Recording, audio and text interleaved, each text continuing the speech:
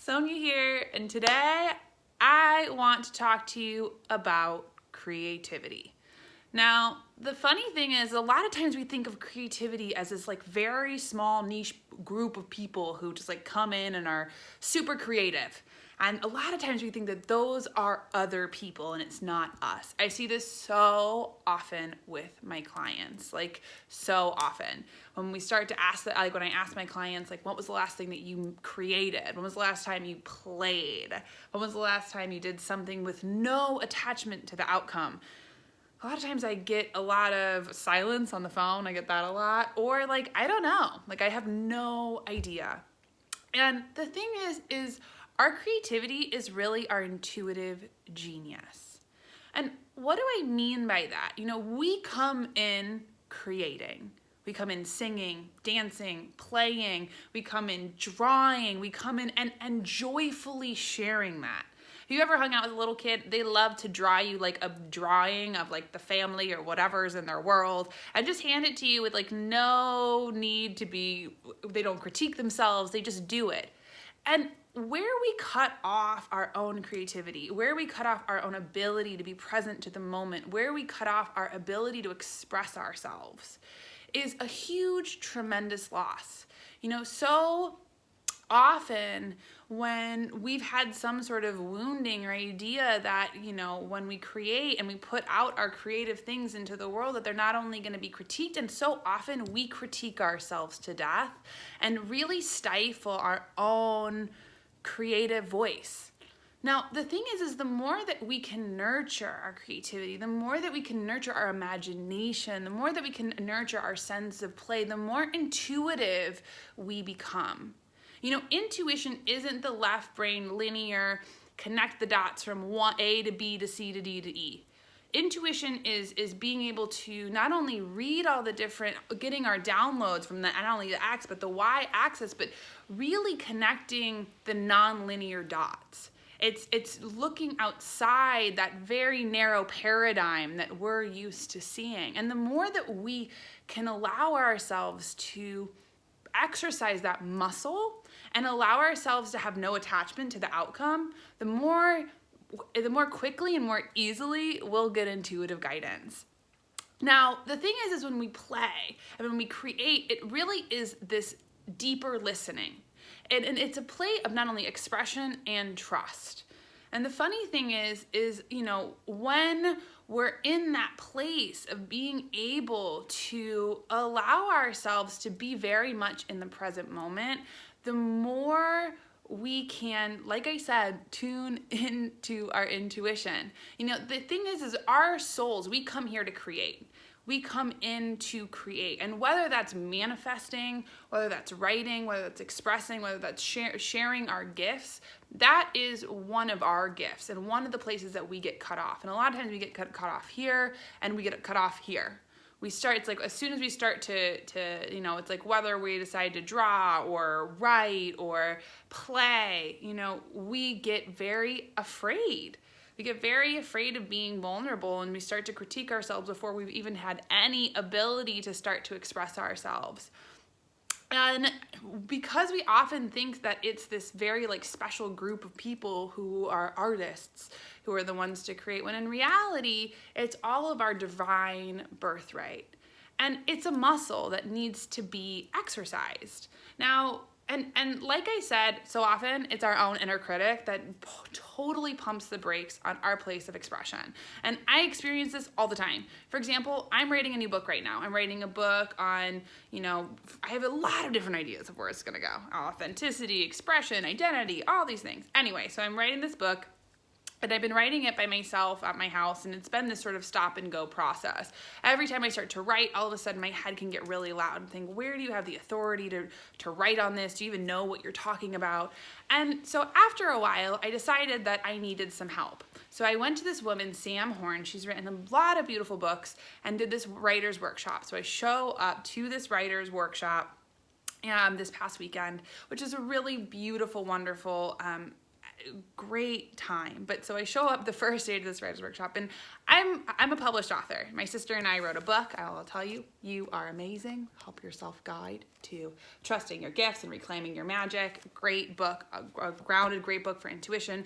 Anyway, so I've already written a book. I know what this is like, but I show up to this process and I'm sitting there and I'm like, I have nothing to say. I have nothing to say that's valuable. I have no idea what I'm doing. I shouldn't do this. I need to run away and hide. And I very genuinely felt that way. Had a lot of like body anxiety. I was like really ungrounded. And, it was interesting because one of the things that Sam said, she says, and especially in terms of writing, and if you have a book in you, she says, if your book can help one person, then it's your responsibility to write. And for me, that just really resonated for me on a core level, because it really encouraged me to remind me to get out of my own way, that my own intellect had decided that I was going to write something bad before I had even started, before I had even allowed myself to just enjoy my center of expression. And in really sort of reframing it that way, I sort of decided that I'm just going to write with no attachment to the outcome. And I'm not going to write for an audience of them who don't get it, but I'm going to write for myself. I'm going to write for myself. I'm going to write to be as a place to be creative, as a place to play, as a place to explore and learn, because we are curious. And a lot of times our worlds get so small and we forget to be curious. We forget to be creative. And the creative process is really a place where we learn to trust the moment, learn to trust ourselves, learn to trust the universe, learn to trust other people, and allow us to have a sense of humor. Because it's like when you sit down to draw a drawing or write or even do anything, we have to get our mind to be quiet, that critic to be quiet, that left brain intellect to be quiet, so that we can allow ourselves to open up to the universe and let things drop in and really move with the universe. So one of my questions for you is when was the last time you allowed yourself to do something creative? When did you allow yourself to do something with no attachment to the outcome? How often does your head get super loud and tell you that it's not possible, that you're gonna do a bad job, or if you created something, how often do you critique yourself to death? And even if it's something just fun, where does that show up in other places in your life? Where does that show up in your relationships? Where does that show up at your job? Where does that voice show up in all these different places that shuts ourselves down? It's funny because we don't treat ourselves very well. There's this idea that we really have to learn how to be our own best friend. It's one of my litmus tests for myself is when I'm feeling bad. And even when I was saying this weekend, I was feeling very creatively ungrounded. I thought, if I picked up the phone and called myself, would I say this to me? Would I say this to me? And no, I wouldn't. And that's the same thing when we're creating. The more we're creative, the more we can be intuitive, because intuition is listening to the moment. It's like I said, connecting non-linear dots. It's the aha. And so some of my favorite ways to start to be creative, because when we're creative, we open up, we start to listen. It's deeper listening. It's play. So much of spirituality too nowadays can feel so heavy of all this soul stuff. But in reality, when we're really in our hearts and in our spirits and have open hearts, we have a sense of joy, we have a sense of fun, spontaneity. And no one can take that away from you.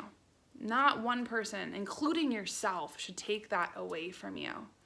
So here are some of my favorite tools to practice my own creativity. First of all, show up. Creativity is a muscle. And the more that you can work it, just like anything else, the easier it comes. Second of all, have no attachment to the outcome.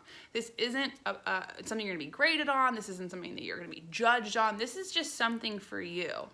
This is our place of where we can get our expression, our throat chakra. So often this is where we get cut off from our intuition, cut off from our ability to be guided, cut off from speaking out. So really opening up that center of expression, expressing yourself. Third of all, one of my favorite things, there's a great game called I Wonder. This is a great game to really tune into your intuition if you're trying to get guidance on something. And the game is if you're wanting guidance on something, let's say I'm saying, I wonder if I am gonna get a new job. I wonder.